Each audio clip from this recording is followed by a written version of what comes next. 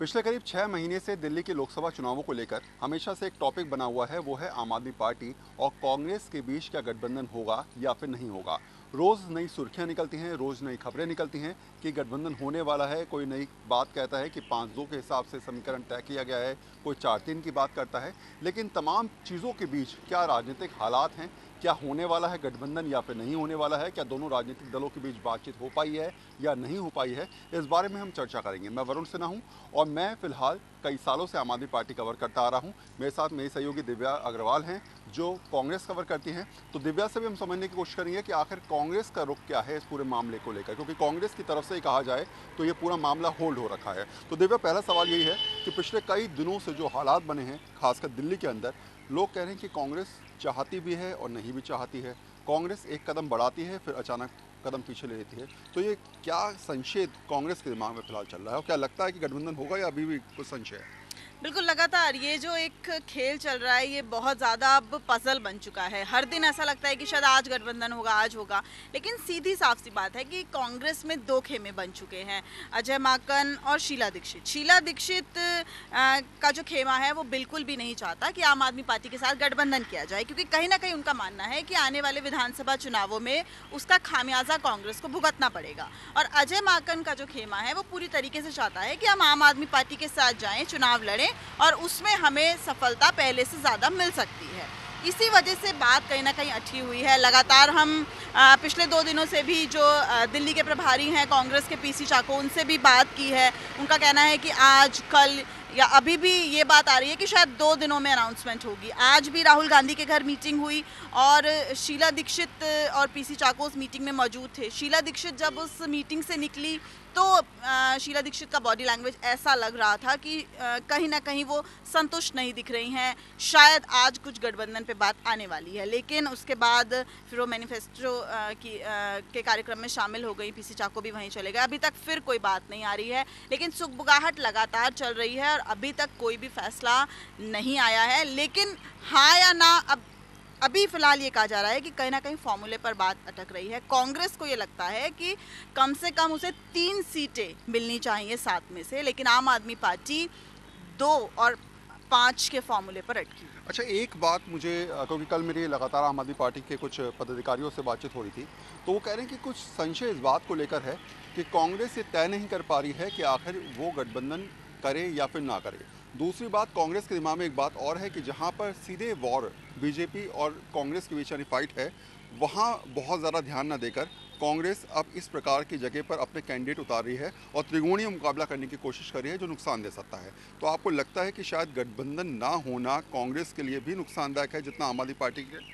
बिल्कुल, कांग्रेस के लिए नुकसानदायक हो सकता है और कांग्रेस कहीं ना कहीं इस बात को लेकर भी चिंता में है, क्योंकि आम आदमी पार्टी हरियाणा में भी सीट्स चाहती है और ये कहीं ना कहीं कांग्रेस को नहीं पच रहा है कि वो हरियाणा में भी कोalition करे। इस वजह से भी कांग्रेस मन नहीं बना पा रही है और अब यही कह रही है कि वो केंद्रीय नेतृत्व या राहुल गांधी अंतिम फैसला करेंगे। तो ऐसा लग रहा है कि कांग्रेस, क्योंकि शीला दीक्षित दिल्ली को बहुत अच्छे से समझती हैं, 15 साल वो मुख्यमंत्री रही हैं और उनको लग रहा है कि विधानसभा चुनावों में इसका खामियाजा बड़ा कांग्रेस को भुगतना पड़ सकता है और अब देखना ही होगा कि कौन सा खेमा जीतेगा। लेकिन अभी तक ये लग रहा है कि गठबंधन नहीं हो रहा है। यानी साफ है कि फिलहाल अभी भी संशय बरकरार है और हम लोग जो लगातार कई सालों से पॉलिटिक्स कवर करते आ रहे हैं, हम भी ये चाहते हैं कि चीज़ें स्पष्ट हों, सामने निकल के आएँ और हम भी ये समझ पाएँ कि हमें रिपोर्टिंग अब किस एंगल के साथ करनी है, क्या गठबंधन वाले एंगल से करनी है या फिर त्रिकोणीय मुकाबला जो दिल्ली के अंदर चलने की स्थिति लग रही है उसके हिसाब से करनी है। लेकिन हम ये ज़रूर चाहते हैं कि गठबंधन हो ना हो जल्दी सामने आए, क्योंकि बीजेपी भी अपनी लिस्ट लाए जिससे कि हम भी जो चुनाव की कवरेज है उसमें तेज़ी आ सके। एक और बात यहाँ पर है कि आम आदमी पार्टी का रुख क्या है इसके अंदर।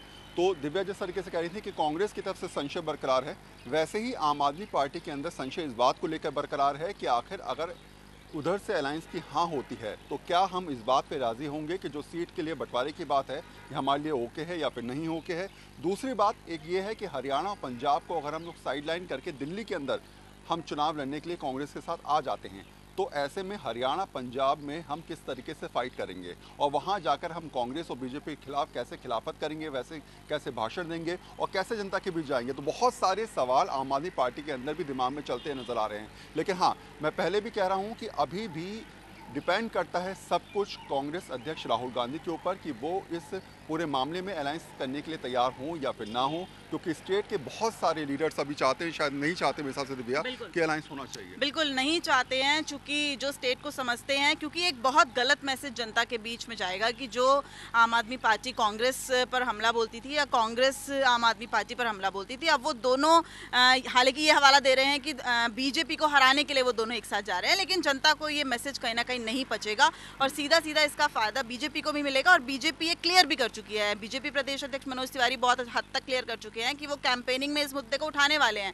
अगर गठबंधन होता है तो। अच्छा, ये भी आपका मैंने एक इंटरव्यू देखा था कांग्रेस लीडर के साथ, उसमें आपने एक बात रखी थी और ये बात कितनी हद तक सही है कि अगर विधानसभा चुनावों में जब होंगे और अभी गठबंधन हो जाता है तो ऐसे में विधानसभा चुनाव में आप कैसे आम आदमी पार्टी कांग्रेस को कोसेगी और कैसे कांग्रेस जो है वो आम आदमी पार्टी पर आरोप लगाएगी, क्योंकि आप लोग गठबंधन करके लोकसभा चुनाव लड़ चुके हैं। तो क्या ये वजह मान सकती हैं कि इस वजह से दोनों गठबंधन करने के लिए तैयार होते नजर नहीं आ रहे? बिल्कुल, ये एक सबसे बड़ी चिंता है कांग्रेस की और कांग्रेस ये क्लियर कर चुका है कि ये गठबंधन सिर्फ लोकसभा के लिए है। लेकिन आप खुद सोचिए कि जनता के बीच में ये मैसेज जा रहा है कि लोकसभा के लिए अगर गठबंधन हो सकता है, यानी कि दोनों की विचारधारा अलग होकर भी मजबूरी का हवाला दिया जा रहा है। लेकिन मजबूरी कैसी? गठबंधन अगर आप अभी करेंगे तो क्या विधानसभा चुनावों में नहीं करेंगे? और फिर कांग्रेस का जो अपना वजूद है क्या वो खत्म नहीं होता नजर आएगा अगर वो आम आदमी पार्टी के साथ गठबंधन कर लेती है? तो हमें लगता है, चूंकि हम लगातार सबसे बात कर रहे हैं कि ये गठबंधन जो है वो कहीं ना कहीं कांग्रेस और आम आदमी पार्टी को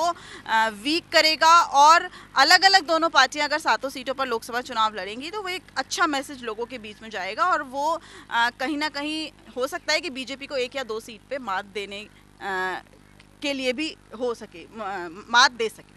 ये वही फैसला है कि साथ आए तब भी मुसीबत और साथ ना आए तब भी मुसीबत, यानी गिरेंगे तो है। अब ये कौन साथ में किसको लेके गिरता है ये दोनों को तय करना है। फिलहाल हालात जिस तरीके से बने हैं दिल्ली के अंदर, ये आने वाले दिनों में खासकर 1-2 दिन के अंदर साफ हो जाएगा, स्पष्ट हो जाएगा कि आखिर गठबंधन होने वाला है या फिर नहीं होने वाला है।